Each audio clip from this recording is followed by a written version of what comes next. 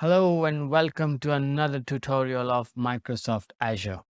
Today I would like to talk about Azure Policy. So what exactly is Azure Policy? To best describe that, let's go to the Microsoft website. Azure Policy helps you to enforce organizational standards and to assess compliance at scale. What does this mean? Each organization has its standards.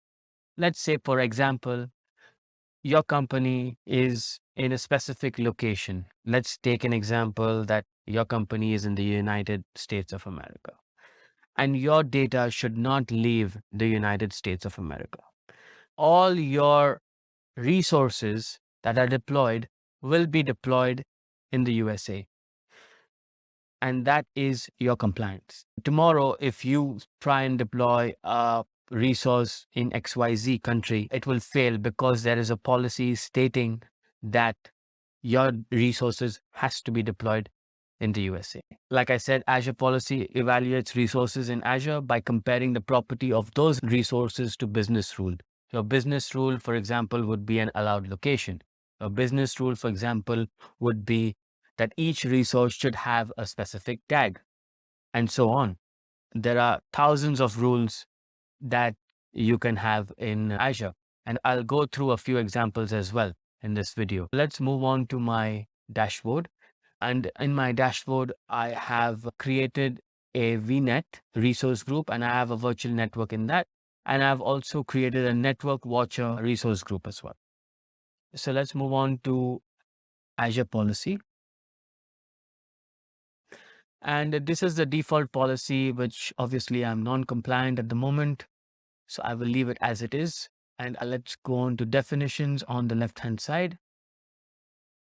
Over here, you can see a ton of built-in policies that Azure has created. Let's add a very easy policy for this example, for starters, right? Let's look at locations.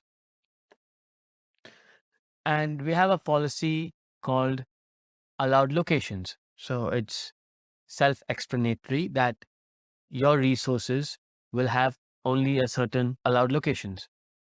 So if we click on that, we can see the policy definition over here. This policy enables you to restrict locations your organization can specify while deploying resources. If you scroll down, you'll see that the effect is deny. I have an article by Microsoft that is opened over here, which is Understanding Azure Policy Effects. Now, I'm going to put this link in the description for your reference, but let's scroll down to deny. What does deny say? Deny is used to prevent a resource request that doesn't match a defined standard.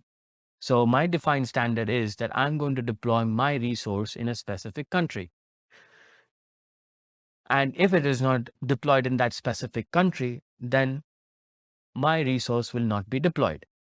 For example, let's assign this policy. Okay, let's select a scope. So I'm going to select my entire subscription. I don't want to select a resource group, but if you want, you can optionally choose a resource group. I shall leave it as it is. I don't want to give any exclusions. Let's say I had an exclusion that I wanted to have my VNets in a different location. I can exclude my VNets over here, but why would I do that? That would make no sense. And I would go to next. My parameters over here, I would select which country that I want to deploy in. So I shall select Australia East for this example because my VNet and my resource group is currently in Australia East. Let's select Australia East and click on next.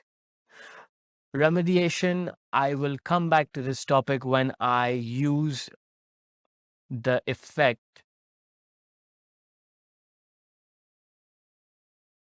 deploy if not exists and modify. I will create another example with the policy definition deploy if not exists and modify. Let's move on to the next page. Non-compliance message, you can leave it blank or you can say not compliant. If I can spell that right, not compliant. Okay. And let's create this policy. Now my policy has been assigned to my entire subscription, right? Now let's go and deploy another resource in my resource group called VNet. Let's try and create another VNet called VNet 2 this time. Virtual network, virtual network.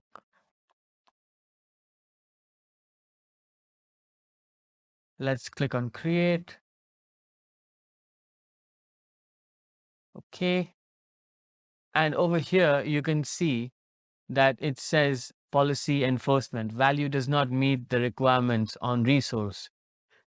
The field location is East US. I had selected that my allowed location was only Australia East. Even if I select Australia Central, I will get an error. If I go to Australia East, you shall see that I have no error. And that concludes part 1 of Azure Policy. In my next video, I will talk about the 2 other effects, which is deploy if not exists and modify, in which I will be creating a policy initiative and we will be grouping 2 policies together and checking its compliance. Thank you for watching. If you do have any comments, any feedback, I would highly appreciate it. Thank you.